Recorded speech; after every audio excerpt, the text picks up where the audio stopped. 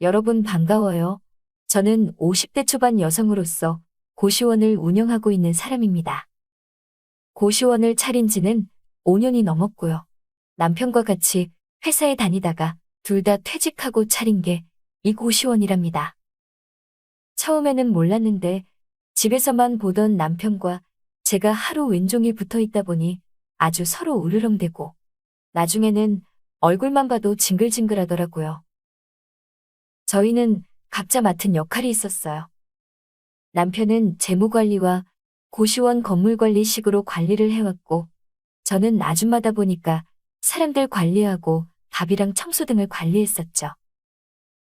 그런데 남편은 뭔 놈의 잔소리가 그리 많은지 이것이 사회생활도 아닌데 회사 생활 오래 했다고 유세 떠는 것도 아니고 청소하는 것 하나하나 불만을 토로하고 고시원생들 대하는 태도까지 일일이 간섭을 하더라고요.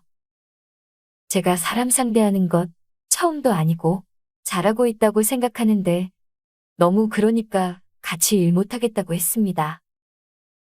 그래서 남편에게 혼자 다 하라며 전가해줬는데 남편이 혼자 직접 해보더니 벅찼는지 저보고 미안하다면서 본인은 집에 있을 테니 제가 고시원 총 관리를 하고 직원을 써서 나머지 관리를 하게끔 해준다고 하더라고요. 고집불통 남편인 줄만 알았는데 저를 좀 이해해주니 어쨌든 고맙더라고요. 그래서 저는 구인 광고를 내게 되었고 몇몇 사람이 면접을 보러 왔습니다. 공부를 하고 있다는 청년이 있길래 인상도 괜찮아 보여서 뽑았더니 너무 공부만 하고 고시원 사람들 신경을 제대로 안 쓰더라고요. 서비스적인 문제로 사람들 항의가 빗발치길래 얼마 안 가서 다른 사람을 뽑게 되었었죠. 이번에는 저희 고시원에 생활하고 있었던 아가씨인데 서글서글하고 사람 상대도 잘해서 마음에 들었습니다. 그런데 시간 지나니 풀어지는지 친구를 허근날 불러대서 술판을 만들고 시끄럽게 떠들더라고요. 그래서 이 아가씨도 안 되겠다 싶었습니다. 그동안 회사에서 상사가 지시하는 일만 맡아서 해왔던 저로서는 사람을 구슬리는 일을 하게 된 게 처음이라 그런지 제 마음 같지 않게 일을 대충 하는 직원들이 야속하기만 하더라고요. 그래도 뭐 어쩌겠습니까? 종일 싸우는 남편과 다시 같이 일할 수도 없었고 고시원 한다고 차린 돈이 얼마인데 저도 계속 사람을 구할 수밖에 없었었죠. 그러던 어느 날 친구들과 저녁 약속을 하고 외출을 했습니다. 고시원 인근 지하철역에 옷 좀 구경해볼까 하고 오랜만에 지하철역을 서성였었죠. 그때 제 앞에 눈에 띄는 사람이 한 명 있었어요. 한 노숙자로 보이는 남자가 전봇대에 붙여진 고시원 광고지를 보고 있더라고요. 몰골은 씻지 않아서인지 꾀재재한데 모자로 푹 가려져 있는 얼굴에서는 20, 30대 정도밖에 돼 보이지 않는 얼굴에 외모도 말쑥해 보이더군요. 에휴, 너무 비싸네. 이젠 정말 바깥 생활 끝내고 들어가야 하는데 돈이 모자르네. 너무 절망적인 표정으로 아쉬워하는 그 남자 노숙자를 보고 제가 말을 걸었어요. 저기요, 실례지만 고시원을 구하시나요? 보아하니 딱한 상황 같아서 제가 당분간만이라도 저희 고시원에 저렴하게 해드릴 수 있는데 생각해 보실래요? 지하철역 바로 앞 고시원이에요. 아이쿠, 정말인가요? 정말 너무 고맙습니다. 제가 일을 아직 못하고는 있지만 하게 되면 사장님께 꼭 보답해드리겠습니다. 그 젊은 노숙자는 제 말에 아주 기뻐했어요. 저도 좋은 일 한 것 같아 마음이 뿌듯했습니다. 그렇게 그 노숙자는 짐을 챙기고 저와 같이 고시원에 갔습니다. 가서 비워진 방 한 개를 안내해줬습니다. 노숙자는 잘 곳과 씻을 곳이 있다며 제게 연신 고맙다고 하더군요. 그렇게 2시간이 흘렀을까요? 휴식실에 비워진 밥통을 채우고 있었는데 그 젊은 노숙자가 방에서 나오더군요. 그런데 글쎄, 행색이 더러워도 인물이 보이긴 했는데 면도도 하고 말끔하게 씻고 나오니 인물이 참 훤하더군요. 깜짝 놀랐습니다. 그 총각이 배가 고프다고 하길래 얼른 밥을 꺼내 주었고 냉장고에 있는 김치와 반찬도 먹으라며 갖다 주었습니다. 아니 총각, 이렇게 잘생겼는데 어쩌다 노숙 생활을 하게 된 거예요? 저, 사정이 있어서요. 한심한 일이지만 제가 보이스피싱에 걸리게 되어서 이래서 모은 돈 2천만 원을 날렸거든요. 근데 저는 학자금도 있었고 살고 있던 단기임대 원룸집 월세도 밀려 있었고 그래서 대출을 하게 되었어요. 그런데 그때 다니고 있던 회사 사정이 안 좋아져서 바로 잘리게 되었고 부모님께 면목 없어서 바깥에서 방황을 하게 되었네요. 저는 그 총각 얘기를 들으니 아들 같고 사정이 너무 딱하더라고요. 보니까 노숙을 했을 뿐이지 싹싹해 보이고 인성도 좋아 보이더라고요. 그래서 재민이라는 이름의 그 총각에게 저는 일을 아직 구하지 않았으면 당분간 총무일을 하지 않겠냐고 물었어요. 재민 총각은 좋아하며 열심히 하겠다고 하더라고요. 재민이는 나이가 30밖에 안 됐는데도 바닥 인생을 일찍이 겪어봐서 그런지 늘 겸손하고 일하는 내내 일자리의 소중함을 알듯 최선을 다하더군요. 갈수록 너무 예뻤습니다. 그래서 식사도 따로 챙겨주고 과일도 가져다주고 총무실에 계속 들렸던 것 같아요. 그런데 고시원방이 워낙 좁기 때문에 제가 총무실에 들릴 때마다 침대에 잠깐 앉아서 얘기를 나누곤 했어요. 그게 반복이 되니 뭔가 이상한 기분이 드는 거 있죠? 아무리 저보다 어린 총각이라지만 성인이고 재민이 입장에서는 내가 아줌마여도 여자이잖아요. 그렇게 단둘이 있는 시간이 늘어나면서 알게 모르게 정이 쌓인 것 같았어요. 제가 웃으면서 은근슬쩍 재민이를 살살 건드려 보기도 했는데 재민이는 제가 싫지 않은 모양이었어요. 재민이는 바깥 생활하는 동안 여자는 안 만나봤어? 그렇죠. 스트레스도 심하니 전혀 생각이 없더라고요. 그래, 그럼 지금은 생각나? 저 그게요. 솔직히 전에는 몰랐는데 사장님과 있으면 제가 엄마 품에 있는 것처럼 편하고 어쩔 때는 누나 같은 여자로 보이고 늘 좋은 기분이 드는데 그것 때문인지 막 그 생각이 나요. 설마 그거? 제가 단도직입적으로 물어보니 당황했는지 고개를 떨구더라고요. 재민아, 사실 나도 방에 가면 네 생각이 많이 나고 설레임 같은 걸 느껴보기도 했어. 나보다 어린 총각이라 이러면 안 되지 하면서도 자꾸 생각이 나더라고. 사장님, 좋아해요. 재민아, 아줌마 안아봐. 재민이는 말이 끝나자마자 저를 꽉 끌어안았고 저희는 진한 키스를 나누며 격하게 불꽃 튀는 사랑을 나눴습니다. 재민 총각의 멋진 외모뿐 아니라 남성스러운 그것도 눈길을 사로잡았습니다. 정말이지. 별 기대하지도 않았는데 감탄을 하게 되더군요. 일도 싹싹히 잘해. 얼굴도 반반하고 몸도 튼실하지. 젊은 게 좋다고 방에 갈 때마다 저를 황홀하게 만들어주는 이런 남자가 어디서 굴러왔는지 저는 복받은 여자 같더라고요. 정말이지 생각할수록 지하철역에서 데리고 오길 참 잘한 것 같았어요. 그런데 재민이가 나중에 사회에 나가고 능력도 키워서 다른 젊은 여자를 만날까봐 솔직히 걱정이 되기도 해요. 그때 돼서 아줌마 마음에 불장난만 치고 떠나가 버릴까요? 그리고 저도 남편이 있는 사람인데 아무리 남자로 안 보이고 티격태격하는 남편이지만 제가 총무와 그렇고 그런 사이란 거 알면 상처받을 것 같아서 그 생각하면 미안해지기도 해요. 한순간에 호기심과 이끌림으로 뒤섞인 관계이지만 이제는 자연스럽게 끝을 내야 하는 것인지 또 이 친구가 절 정말 좋아하는 건 맞는지 아니면 제가 잘해주고 월급도 잘 챙겨주니 본인이 되기에 그러는 건지 지켜봐야 할 것 같아요. 주책 맞다고도 하겠지만 50 넘게 살면서 이성 간에 이렇게 심히 고찰해보기는 처음이네요. 모두들 좋은 의견 부탁드려요. 안녕하세요. 저는 평소에 사연을 듣는 걸 좋아해서 많이 듣습니다.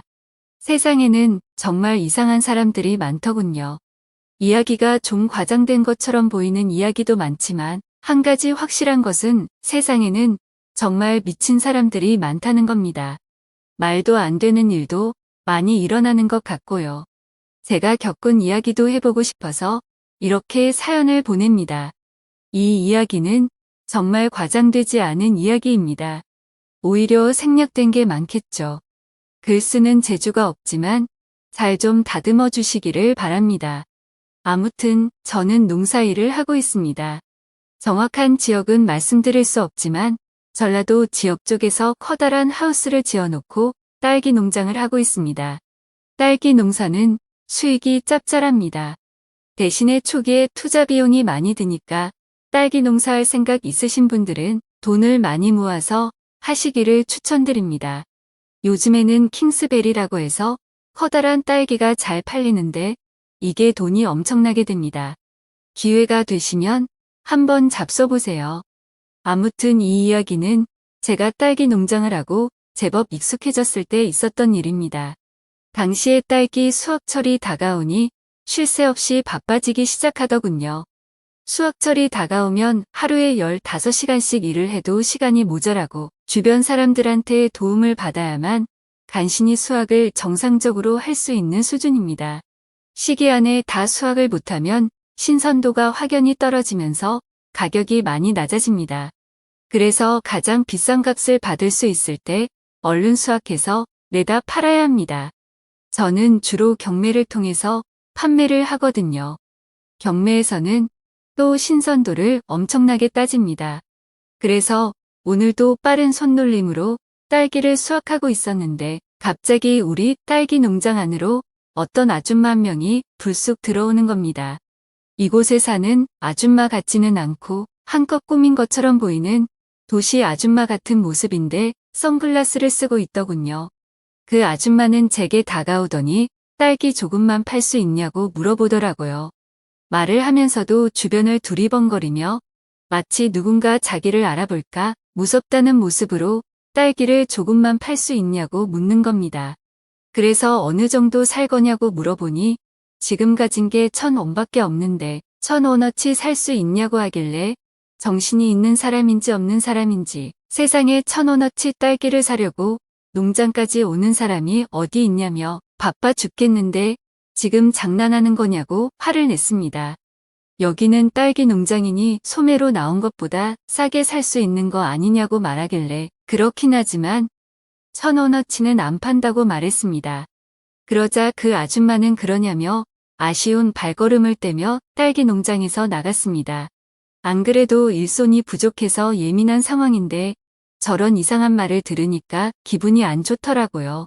전 속으로 무슨 도시에 사는 사람들이 더 도둑놈 신보가 있다고 생각했고 딸기 농장에 선글라스까지 끼고 와서 1,000원어치 사겠다는 게 참 어이가 없었습니다.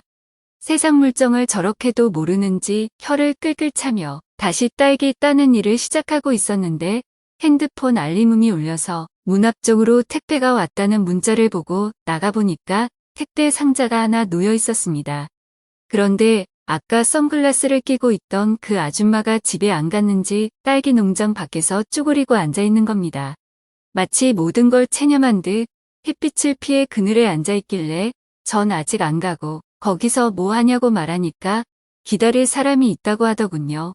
전 그러냐며 별 대수롭지 않게 생각하고 다시 농장 안으로 들어가서 일을 하려고 하니까 갑자기 그 아줌마가 저를 불러 세우더라고요.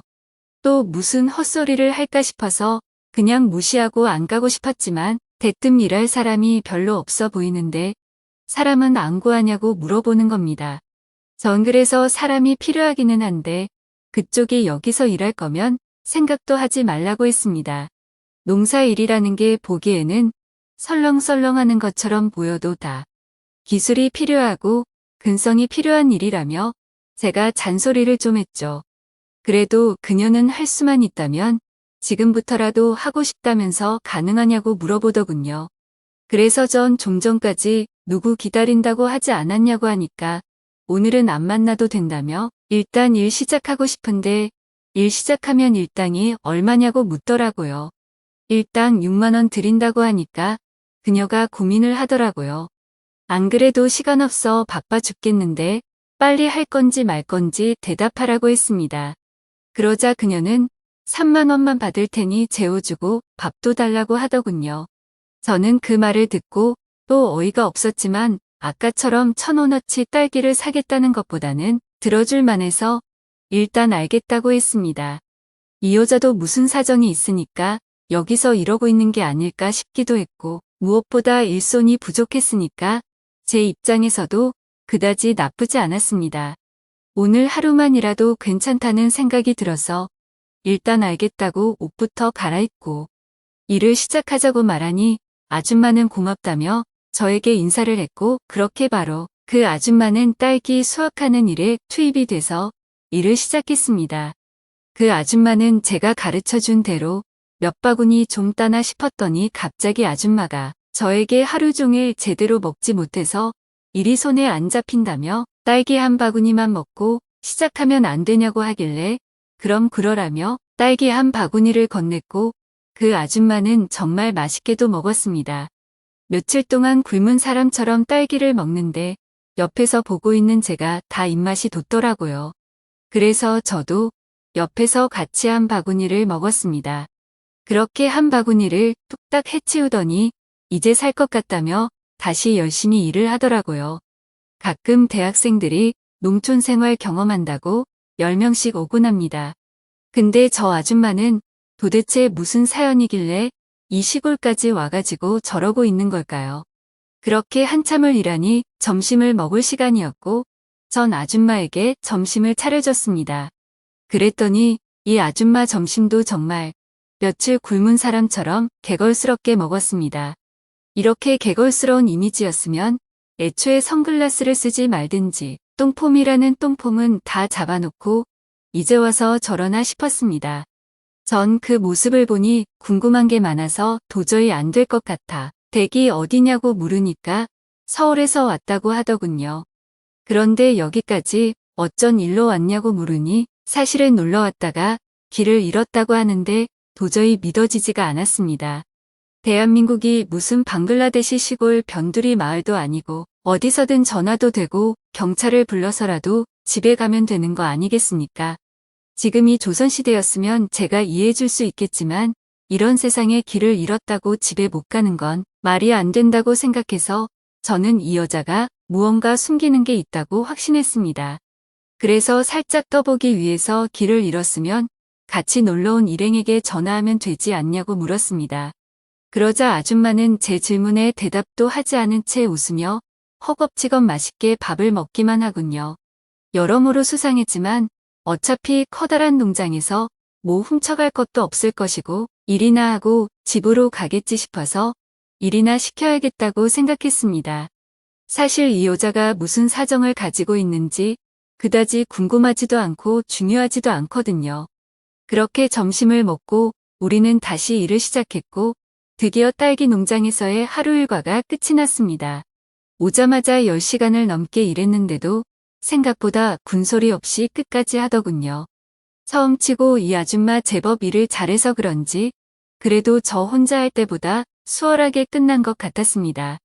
아줌마는 저에게 어디서 자면 되냐고 하길래 따라오라고 하며 제가 살고 있는 집으로 안내했습니다.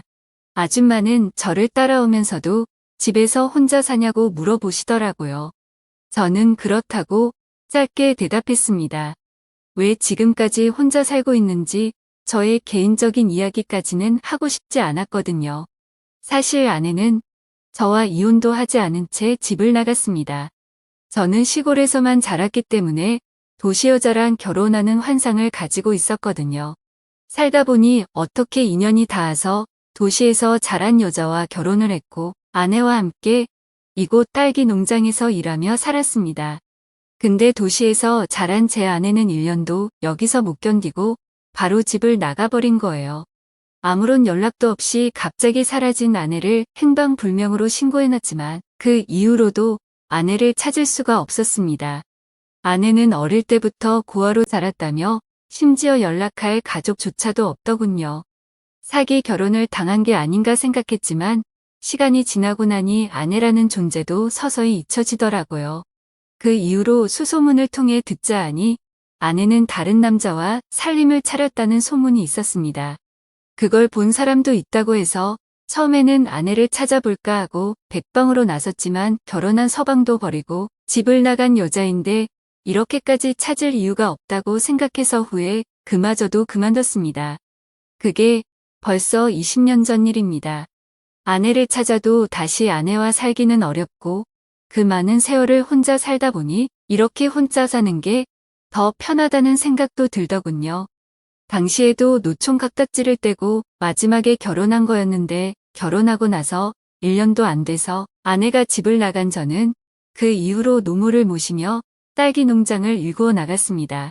그런데 이제 노모마저도 돌아가시고 이렇게 저 혼자 딸기 농장을 꾸려나가고 있었습니다. 그래서 저는 이런 저의 복잡한 가정사를 처음 보는 아줌마한테 굳이 말하고 싶지 않았습니다. 일행들한테 전화해서 집에 가면 되지 않냐고 물어본 제 질문에도 그녀가 대답하지 않았으니 저도 그냥 대답을 하지 않았습니다. 그렇게 집에 들어와서 선글라스를 벗은 그녀의 얼굴을 보니 한쪽 눈에 멍이 시퍼렇게 들어있었습니다. 그러면서 거울을 보며 멍든 자국을 오목조목 살펴보는데 꼭 누군가에게 맞은 느낌이더라고요. 아줌마는 그 뒤 살짝 눈물을 훔치는 것 같았습니다. 저 아줌마에게 분명 사연이 있는 것 같았습니다. 서로 개인적인 건 물어보지 않았습니다. 일단 저도 저의 개인적인 이야기를 하고 싶지 않았고 그녀도 개인적인 얘기를 하고 싶지 않은 것 같더라고요. 그리고 무엇보다도 딱히 그녀에 대해서 궁금하지 않았습니다. 그래서 더 신경을 끄고 조용히 저녁을 먹기나 했죠. 저녁 먹는 김에 제가 직접 담근 딸기주도 가지고 나와서 저 혼자 마셨습니다. 그 여자에게 주기 아까웠거든요. 근데 그 아줌마는 제가 꺼내온 딸기술을 보더니 뜬금없이 술이라면 아주 진절머리가 난다고 했습니다. 그래서 왜 그러냐고 하니까 사실은 자기 남편이 술만 마셨다 하면 사람이 180도 바뀐다고 하더군요. 그 말을 들으니 왠지 저 아줌마 얼굴의 멍도 남편이 때려서 생긴 것이라는 생각이 들었습니다. 그리고 저 아줌마가 남편한테 맞고서 도망치듯 집을 나왔다고 하는 생각으로 추론이 됐습니다. 아무튼 전 그 아줌마가 좀 안 됐다는 마음이 들더라고요. 아줌마는 제가 딸기주를 한 잔 따라서 마시는 걸 보더니 갑자기 제 잔을 뺏고서 자기도 한 잔 마시겠다며 벌컥벌컥 마셨습니다. 제가 아끼는 술인데 왜 저의 허락도 없이 이렇게 마시는 걸까요? 방금 전까지 술에 진절머리가 난다더니 이제는 제가 이 아줌마한테 진절머리가 나더군요. 아무튼 딸기 1,000원어치 산다는 그 첫 인상부터가 마음에 안 들었는데 여러모로 재수가 없는 여자입니다. 그러면서 갑자기 오늘 낮에 자기가 일한 거 어땠냐고 물어보기에 전 그 정도면 충분히 일당받고 일할 자격 있다고 말했습니다. 저에게 그럼 이곳에서 일주일 정도 일해도 되냐고 하길래 전 마침 사람도 필요하겠다 그러라고 했습니다. 저 혼자서 하면 딸기 수확이 완료되는데 10일이 넘게 걸립니다.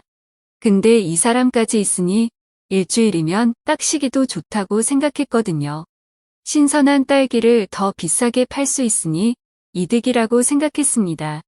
그렇게 해서 그 아줌마는 저희 농장에서 일주일 동안 일하게 되었는데 함께 일하다 보니 제가 그 아줌마에게 정이 든 것 같았습니다. 아줌마는 어느새 선글라스를 벗어던지고 멍든 눈으로 저와 같이 일을 했습니다. 그렇게 저희는 서서히 허물없이 지내는 사이가 되었고 저희는 서로에게 조금씩 편해졌습니다. 그러다가 이제는 그 아줌마가 떠날 마지막 날이 되었고 아줌마는 농장을 끝내고서 이제 가보겠다고 말했습니다. 그래서 전 하룻밤만 자고 내일 일찍 가라고 하니까 아줌마는 아니라면서 이제 가보겠다고 하는 겁니다. 전 그 말에 아줌마에게 하지 말아야 할 말을 하고 말았습니다. 남편이 때리면 집 나오면 되는 거고 그 남편과 안 살면 되는 거 아니냐고 했습니다. 내 마누라도 나랑 같이 딸기 농장 하기 싫어서 집 나갔는데 당신이라고 못할 게 뭐냐고 따졌습니다. 헤어지는 게 아쉬워서 그랬던 걸까요? 저는 그녀에게 괜히 화를 냈습니다. 그제서야 아줌마는 참았던 눈물을 주룩주룩 흘리더라고요. 그러면서 저에게 뭘 알길래 그렇게 말하냐고 해서 솔직히 처음부터 다 알고 있었다고 말하며 그 눈에 멍든 자국이 왜 생겼겠냐고 말하니 아줌마는 하염없이 울기 시작했습니다. 전 안 되겠다 생각해서 그 아줌마를 안아줬고 아줌마는 제 품에 안긴 채 더 서럽게 울었습니다. 그러다가 저희는 한 방에서 같이 잠을 자게 되었는데 아침에 일어나 보니 저희는 여느 부부와 다를 게 없었습니다. 전 이 아줌마와 하룻밤을 함께 보내보니 더 이상 이 아줌마를 누군가에게 보내고 싶지 않았습니다. 저는 그 아줌마를 설득하기 시작했습니다. 나랑 같이 살자고 말 안 할 테니까 일단 그 남자한테서 벗어나야 하는 거 아니냐고 같이 남편을 찾아가서 말하자고 했습니다. 처음에는 거부하던 그녀였는데 그럼 계속 지금처럼 맞고 살 거냐고 물어보니 절대 그렇게 살고 싶지 않다고 하더군요. 내가 옆에서 도와줄 테니 같이 남편에게 찾아가자고 말을 했고 그렇게 그 남편과 마주 앉아서 이야기를 나누기로 했습니다. 그녀의 집에 도착하자 집은 난장판이었고 허름했습니다. 오랫동안 이야기를 나눴는데 그 남자는 이혼하는 조건으로 500만 원을 요구하더군요. 솔직히 돈을 이야기하길래 이혼하려면 1억 원 가지고 오라고 말할 줄 알았는데 겨우 500만 원이라니 자기 마누라에 대한 값어치가 정말 그 정도라고 생각했던 걸까요? 그래서 그 자리에서 현금으로 500만 원을 바로 꺼내줬습니다. 제가 딸기 농장을 가지고 있는 사람인데 그 정도 돈이 없겠습니까? 그러자 그 남자는 술값을 벌었다며 제가 준비해온 이혼 서류에 바로 도장을 찍더군요. 갑자기 딸기 농장에 찾아와서 일을 하겠다는 아줌마나 돈 500만 원에 바로 이혼 서류에 도장 찍는 이 남자나 거기서 거기라는 생각이 들기도 했습니다. 세상에는 정말 미친 사람이 많은 것 같아요. 그 뒤로 2년이라는 시간이 지났습니다. 선글라스를 끼고 딸기 1,000원어치 사려고 했던 그 이상한 아줌마는 지금 저의 아내가 되어 함께 딸기 농사를 지으며 살고 있습니다. 집 나간 아내의 소식은 아직도 알 수 없지만 이제 제 아내는 그 아내가 아닌 이렇게 딸기 농장으로 찾아온 아줌마가 지금의 제 아내가 된 것입니다. 물론 딸기만 하는 건 아닙니다. 딸기 농사를 하려면 커다란 하우스가 필요한데 하우스가 상당히 좋은 거라서 딸기뿐만 아니라 이것저것 많은 농사를 지을 수 있습니다. 매년 365일 열심히 농사를 지으며 살고 있죠. 새롭게 맞이한 아내인 만큼 탐스럽게 열린 딸기처럼 자식도 낳고 행복하게 살아가고 싶습니다. 근데 이 이야기가 전부가 아닙니다. 시골에서 살다 보니까 정말 별별 일이 다 생기더라고요. 다음에 기회가 되면 또 이렇게 사연을 보내보겠습니다. 저희 마을에 유명한 개장수가 한 명 있는데 그 사람에 대해서도 참 할 얘기가 많습니다. 세상에는 정말 상상도 할 수 없는 미친 사람들이 많다는 걸 느꼈거든요. 저와 제 아내에 대한 이야기는 여기까지입니다. 긴 사연 들어주셔서 감사합니다. 구독과 좋아요, 알림 설정 눌러주세요. 그럼 모두들 행복한 하루 보내세요. 오늘의 사연을 시작합니다. 안녕하세요. 몇 년 전 술 때문에 겪었던 일이 생각나서 누구한테도 말하지 못했던 저의 이야기를 해보려고 합니다. 부족한 글솜씨이지만 익명이 보장되는 곳이라 마음 놓고 이야기해 보겠습니다. 제가 지방에서 처음 직장 생활할 때였습니다. 졸업한 대학교에서 가까운 곳에 취업하였기에 친구들과 같이 자취하던 3룸에서 저는 계속 살게 되었고, 같이 살던 두 친구는 졸업을 하면서 모두 집을 나가게 되면서 혼자 살게 되었습니다. 학교 근처에서 계속 살다 보니 오고 가며 후배 및 친구들과 자주 만나서 술을 먹게 되었고, 졸업하였지만 다른과 여자 후배들까지도 저를 보면 자연스럽게 인사할 정도로 친해지게 되었습니다. 게다가 나름 그 도시에서 좋은 회사에서 다니다 보니 소개팅도 자주 들어왔고, 어린 여대생 여자친구도 생겼습니다. 몇 개월 정도 만났을 때쯤 큰 집에서 혼자 살고 있는 것을 알았던 여자친구는 저에게 동거를 제안하였습니다. 집에서 마음 편히 월세를 지원받기에는 집안 형편도 좋지 않고 현재 하고 있는 아르바이트로 용돈이랑 부족한 생활비와 학비까지 충당하다 보니 월세까지 하기에는 너무 힘들다고 하였습니다. 그래서 부모님께는 무료로 기숙사에 들어가게 되었다고 거짓말을 하고 동거를 시작하였습니다. 여자친구와 오랜 기간 교제를 한 뒤에 시작한 동거였다면 당연하다는 생각도 들고 설레이지도 않았겠지만 만난 지 얼마 안 된 어린 여대생과 같이 살 생각을 하니 너무 설레이고 며칠간은 제대로 잠도 자지 못했습니다. 제일 큰 방을 같이 쓰는 침실로 사용했고 작은 방에는 옷과 화장대 등 여자친구 물건들로 채워졌고 남은 방에는 자주 안 쓰는 짐들을 두는 창고로 사용했습니다. 가끔 의견 차이로 가벼운 말다툼을 하였지만 밤낮 할 것 없이 눈만 맞으면 뜨겁게 불도 타올랐고 같이 마트에 장도 보려 다니고 소소한 심야 데이트도 하면서 행복한 동거 생활을 하고 있었습니다. 그날도 낮에 회사에서 일하고 있는데 점심때부터 몸이 외롭다면서 여자친구가 수위가 높은 장난을 걸어왔고 밤에 잠을 한숨도 안 재울 거라면서 단단히 각오를 하고 집에서 기다리고 할 정도로 저도 여자친구와 뜨거운 밤을 기다리면서 하루를 버티고 있었습니다. 그런데 갑자기 친언니가 찾아왔다면서 오늘 저녁은 외박을 해야 될 것 같다고 연락이 온 것이었습니다. 여자친구가 외박을 하는 것이 싫었지만 막을 수가 없었습니다. 아직 저와 동거 중인 것도 집에 알리지 않았고 심지어 저의 존재조차 모르는 상황인데다가 그때 당시에 여자친구가 막 성인이 된 20살이었습니다. 그래서 10살이나 많은 저와 교제하면서 동거한다고 더더욱 말씀을 드릴 수가 없었습니다. 그렇게 외박하는 여자친구를 걱정하면서 자려고 누웠는데 여자친구가 엄청 취해서 전화가 왔습니다. 여기가 어딘지도 모르겠고 너무 취해서 어디로 가서 자야 할지도 모르겠다면서 무조건 자기를 데리려 오라고 하였습니다. 그렇게 아무런 준비도 없이 여자친구와 여자친구의 친언니를 데리려 시내로 나갔습니다. 여자친구는 이미 만취한 상태로 길바닥에 쓰러져 있었고 친언니라는 분도 약간 술이 취했는지 비틀비틀거리고 있었습니다. 저를 보자마자 여자친구는 제가 남자친구라면서 소개하더니 사정없이 뽀뽀를 하기 시작했고 말려보았지만 막무가내였습니다. 그렇게 민망한 상태로 인사를 하고 일단 그 두 여자를 데리고 차로 왔습니다.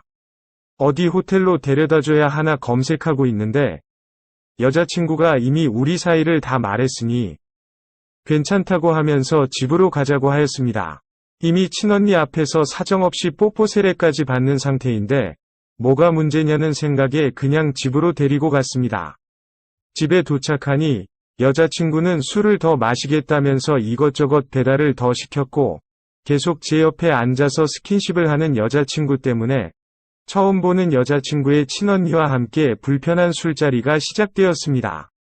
친언니도 저보다 어렸지만 이제 막 20살 된 철없는 동생과 교제 및 동거하는 남자이다 보니 이것저것 물어보면서 어느 정도는 저에 대한 벽이 있는 것 같았습니다. 당연하다고 생각도 했기에 충분히 이해할 수 있었습니다. 엄청나게 많이 시켜놓은 안주와 술을 앞에 두고 얼마 먹지 못하고 여자친구는 제 다리를 베고 잠이 들었고 친언니도 저와 둘이서 술을 마시는 것이 불편했는지 그만 먹고 자야겠다고 하였습니다. 칫솔과 편한 옷들을 준비해드린 뒤에 여자친구와 같이 침실에서 자라고 하였습니다. 그리고 잠든 여자친구도 침대에 눕히고 나왔습니다. 정신없이 지나가서 그런가, 긴장이 풀려서 그런가, 얼마 마시지도 않았는데 급격하게 취기가 돌기 시작하였고 그만 치우고 잠을 잤어야 했는데 남은 안주와 술을 혼자서 마셨습니다. 술이 술을 먹는 상황이 된 것이었습니다. 더 취하고 난 뒤부터 사실 기억이 나지 않습니다. 새벽에 두통이 너무 심해서 눈을 떠보니 제 침대에 누워 있었고 양옆에서 여자친구와 여자친구의 친언니가 누워 있었는데 두 여자 모두 복장이 밤새의 뜨거운 시간을 보내고 난 이후의 모습이었습니다. 물론 저 역시도 그랬습니다. 너무 놀래서 벌떡 일어나 조용히 나가려고 하였더니 괜찮다면서 더 누워서 자라며 친언니가 제 팔을 잡아당겼습니다. 대충 눈치를 보아하니 어젯밤에 무슨 일이 제대로 터진 것 같은데 전혀 기억이 나지 않아서 답답하기만 하였습니다. 제 침대에 누워 있는데도 너무 불편하고 머리만 아팠습니다. 그나마 다행인 것은 여자친구도 여자친구의 언니도 화가 났거나 불쾌해하는 것 같지 않았습니다. 살면서 술에 취해 기억이 끊긴 적이 별로 없는데 하필이면 언니를 처음 보는 날에 같은 침대에서 불량한 복장으로 만나니까 눈을 감고 누워 있어도 잠을 잘 수가 없었습니다. 몇 시간이 더 지나서 같이 나와서 아침을 먹었습니다. 두 자매는 어제 있었던 일에 대해서 아무런 설명도 없이 평범하다 못해 즐겁게 아침을 먹었고 저한테도 아무렇지 않게 대해 주었습니다. 그렇게 며칠 동안 저희 집에 있다가 언니는 집으로 돌아가셨고 여자친구에게 그날 일에 대해서 몇 번이나 물어보았지만 별일 없었다면서 신경 쓰지 말라는 말 외에는 아무것도 알려주지 않았습니다. 그날 그 일 이후로 1년 정도를 더 동거를 하다가 제가 서울로 이직을 하면서 동거도 끝이 나고 장거리 연애를 하다가 자연스럽게 헤어지게 되었습니다. 아직도 그날 일이 궁금하기는 하지만 알 방법이 없어서 답답하기만 합니다. 아마도 그날 제가 두 자매를 동시에 가진 게 맞는 거겠죠? 오늘의 사연은 여기까지입니다. 구독과 좋아요, 알림 설정 부탁드립니다. 긴 글을 읽어주셔서 감사합니다. 구독과 좋아요 꾹꾹 눌러주세요. 꾹꾹. 알림 설정도 꾹꾹 눌러주세요.